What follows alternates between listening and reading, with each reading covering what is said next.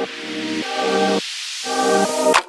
guys, it is Thursday morning. It's hot outside. We're indoors, luckily with AC, but we did speak about how summer fatigue are affecting some people.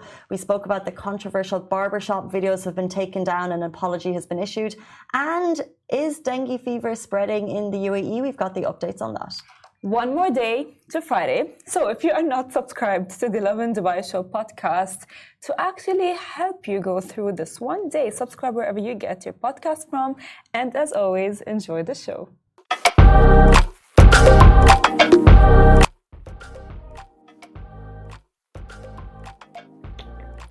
Hey guys, welcome back to the Lovin Dubai Show. Today we're shining a spotlight on an incredible music talent. It's all thanks to Athara's regional spotlight artist.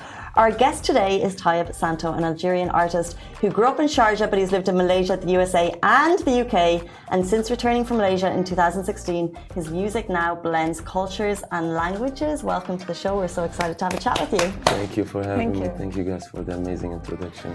Appreciate it.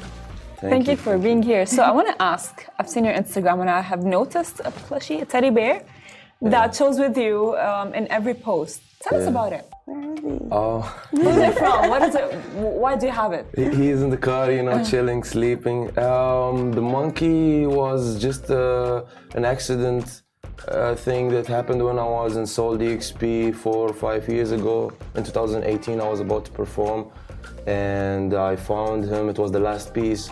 And I was wearing pink sneakers. It's not an usual thing I do. So I saw it and I'm like, yo, this is a God sign, let me take him. So I took him with me.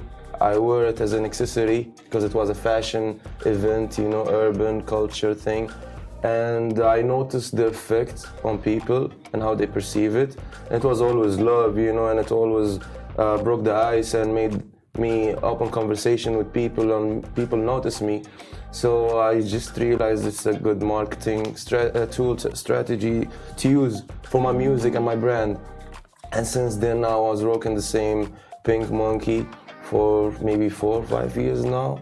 And a lot of people, for example, sometimes I see someone who have a video of me, not my face, and be like, I saw you 2 years ago in this place and this place. And I know Dubai and UAE is a small place, so I was like, why not, Just for a while. I don't want people to think that I'm all about the lovey-dovey, pink monkey vibes. I was thinking that maybe it was like you slept with him. I thought it was like from childhood and he was like someone you take to bed with you. No, it's that, like I saw Mr. Bean. He had the teddy. Mr. Bean. Yeah, and I was like, yeah, this is the monkey, I have plenty of monkeys. Sometimes people gift me monkeys now, my sister, my best friend, on my birthday, they always bring me monkeys. I'm like, come on, are you guys serious? I think you give like cooler vibes than Mr. Bean, I must say. Absolutely. And I have a merch coming soon, I was just slowing down on it, but I guess that after the high demand, now I'm just releasing my own merch, Why not, an independent artist, let's make some income. Well, speaking about an independent artist, let's get into it. So you grew up in Sharjah, you've lived around the world. What was, in your opinion, the music scene like in Sharjah when you were growing up there? It was very simple, very small. We had the Bluetooth and the forums back in the days in 2004 or 5, and I was a young kid listening to Emirati hip-hop from the streets. It really inspired me and touched me because I can resonate with that. I grew up here, that was more closer to me than Algerian hip-hop at that time. But it doesn't matter, it was just the interest, and it inspired me a lot. I started writing in Emirati when I started, and that now nothing much changed when it comes to the scene in Sharjah. It's just a unified scene, the whole UAE. It's different now because most of the old generation, they all stopped, retired, or they are older now. They got married and what's on. They didn't have the vision, So I was lucky that I come from a generation where I was younger. I got inspired. I engaged with that movement, and now I'm utilizing the technology, the social media, and the knowledge that I have gained through my life experiences, and the internet, to take it to further step, something international, represent UAE, represent where I come from originally, represent my diverse community. That is what we are here all about. So yeah, not much changed, you know. Well, you have mentioned that you gotten influenced by the Emirati hip hop, right? So when did you first start rapping? First I started, I remember I had a Nokia N70 or something like that in 95. In 2009 I started trying to write for 2 years, and then I bought my microphone from Lulu hypermarket for 20 dirham, used socks as a filter, and I started trying, you know. But then I stopped again. I went to Malaysia to study. I didn't think that hip-hop will go anywhere. And then I saw how things changed with the YouTube and people using YouTube more. The numbers were increasing. A lot of artists started emerging. 2016, I decided that I want to take this, you know, as a career, and let me try. Let me give it a chance. So you finish your studying. Is it true that you're fluent in Algerian, Emirati, Egyptian, Arabic Fuchsia, and Darja? I guess so. Like, I mean, Egyptian, I might get caught if I'm in Egypt sometimes, low-key. But I can pretend for a while that I can speak Egyptian. But Algerian is my mother tongue. I speak with my family. I'm from Algeria. Emirati, been there since first grade. I had to learn. Fusha is what we learned in school, and we watched cartoon when you grow up. So I try to utilize that, you know, so I can have a different sauce in my writing and identity and style and flow. And yeah, just practicing made me improve it. But yeah, sometimes I speak some Sudani, you know, because I grew up in Sharjah. We have a football club. There was a big community of Sudanese. Yeah, so I just pretend, you know. You have a knack for sounds, for languages. Like, did you have that from when you were super young? Were you always aware? I really don't know what it is. Maybe because I'm an Algerian, so it's like an outsider, so I have to adapt fast. I don't have like a lot of people from my community, so I have to adjust to what is it about there, you know. So that's what made me maybe grasping into the it's an accent at the end of the day, you know. It's not really like much of a difference, you know. It's not a totally different language. Yeah. But I can do it in a good way that I don't sound cringe to the other cultures, you know. Well, let's get to music. Sure. So there's your song called Majaneen. Are your friends really Majaneen? You don't have Majaneen friends? If you don't have one, it's you. Maybe. I mean, But yeah. to be honest, if you don't have Majaneen friends in your life, there's a problem. You have to find some, you know. Yeah. I have Majaneen friends. I am one of them. I'm considered to the others, you know.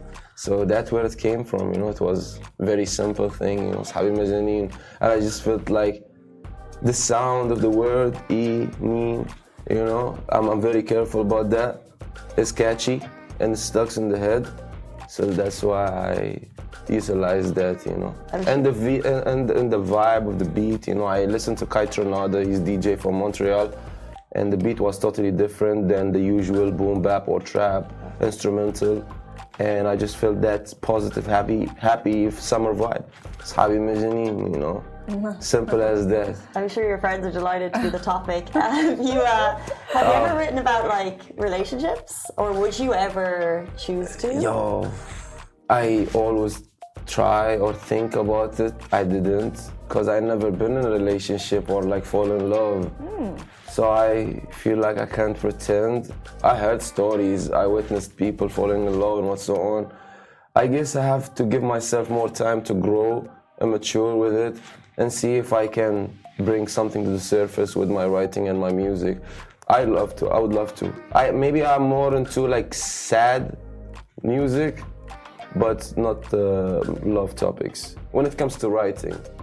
But everything is possible. I would love to do it, you know, in the near future. I'm still experimenting with my sound, so yeah, at some point I will go there. It's very soon. I try, I will do more. Yeah. Well, you just need to meet the one, break up, and do that Adele album. Why are you asking this question though? Because everyone wants to know. Everyone will be like, what's the song about? And people like to talk about love. Fair enough. Affairs of the heart. That is true. Fair enough. 100%. Now we have the answer. I mean, yeah, we do. But speaking of that, what inspires you to write your music? Life experiences. It's the vibes. I'm more of a vibe person. I like to vibe. I like the rhythm, the flow, the movement, you know. So I try to focus on that, you know, my ears. I focus on the beat and how this word will sound and if it's gonna bounce and give me that feeling more, you know. So, because, for example, when they tell me, who do you love, Tupac or Biggie? I love Biggie for the fact that in the East Coast they have a different type of sound and beats, and that's what gravitates me. I still love Tupac, you know, respect to everyone, but you know that's what attracts me as an artist, you know. I felt that and I observed that about myself, you know, it's the sounds. Do you think we are in a good place for new artists to spread their wings? Absolutely. The same way I was able to do it and reach to these points or like milestones in my career, definitely it will become more easier for the younger upcoming artists, you know, who are maybe watching or witnessing people like me stepping into the music scene and the game and making something out of it and taking it professionally and treating myself as an artist, as a brand, you know, as everything, you know, business owner, you know. This mentality and this mindset is something we've been lacking. We don't have a very grown industry to teach us or inspire us. We just had the internet and our ambitious, you know, and passion for the music. And I guess the challenges didn't stop us but made us grow and learn from it. So yeah, definitely the new generation will find it easier because we had to break some doors on our own, you know. We're like, here you go, you know. They're gonna have it easy. 100%. So, how did living in different countries like, you know, Malaysia, the UK, the US actually shape your approach towards music? It just opened my eyes more, you know. As I said again, I love observing things, you know, and understanding why is this like this and what's so on. So just experiencing cultures, getting familiar with what they do and what's so on, just brings something inside to my subconscious mind and then it goes out. I wouldn't say necessarily in the music in particular, but it could be just in my personality and how I carry myself or how I connect with other people. And that also can add up and make a difference to my music career, you know. My father was taking me to World Cup since 2006. I went to Germany, to South Africa, and to Brazil. I watched the finals. He always encouraged me to travel, you know. Since a young age, he was traveling as a businessman, and he wanted me to do so because in Algeria, where he come from, it's not like that. So he realized that traveling expands your mind, and that by itself is an educational journey, you know. So yeah, nothing in particular, but it gives you everything. It shapes the way you are, you know. I would say a hybrid version, you know, of myself, you know, because of these experiences. That's really interesting because I think here in the UAE, do you find that the artists are have a similar open mind approach to the world? I guess there's less artists here in the UAE, but from my interaction with a couple of artists here and there and my friends, everyone is different here in the UAE. Everyone have a different mindset. It's like a whole different mentality or like community, you know, from his point of view. Yeah. So it's always good to see this diversity. Unfortunately, because it's not unfortunate, but for us as well, sometimes in the as an artist, because of this huge diversity in the country, it becomes very hard for us to produce something that everyone can relate to. This is this is not a picture, this is not a video, just a video, this is music. Music is language, and there is topics, and you have to relate to what is there, and at least to understand it. So there's challenges. Maybe you can utilize on instrumentals that have Arabic influence or North African influence, and maybe do it in English, but you still can touch this community because you use the instrumentals. So we are in that challenge, you know, and the artist definitely inspired me a lot here. There is one thing that is different than the whole region here, that the artists here have that sauce or that swag that people outside lack it, you know, around. With all my respect, there's a lot of good people there with swag and sauce, but here in Dubai you get that thing. I don't know, we grew up and we saw things in very early age, you know. We went to Chris Brown concert in 2011 or 12, you know. We seen it all, so that opened our eyes from an early age, you know. And when it comes to you as an artist, this helps you a lot, you know.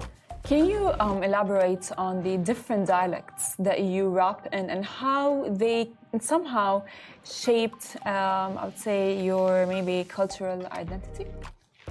I would say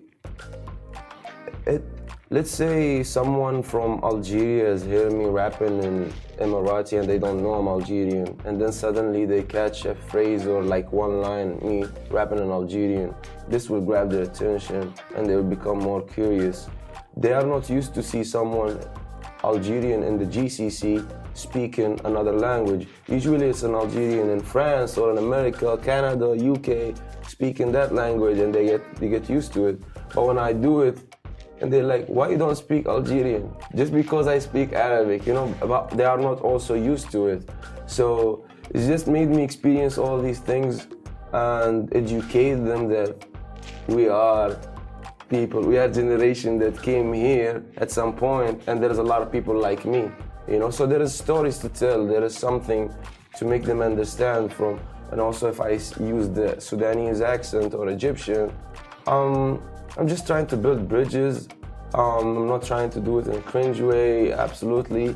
The way I feel it, I've said it in real life, so I know how I'm gonna say it in my music, and it's in a very nice doses and portions, just to make that balance, you know. Again, just to touch different cultures and to make them more interested and curious, you know. Because at the end of the day, that fusion makes them listen to someone coming with a sound from a different part of the world, but also giving them a taste of their accent or their culture in it.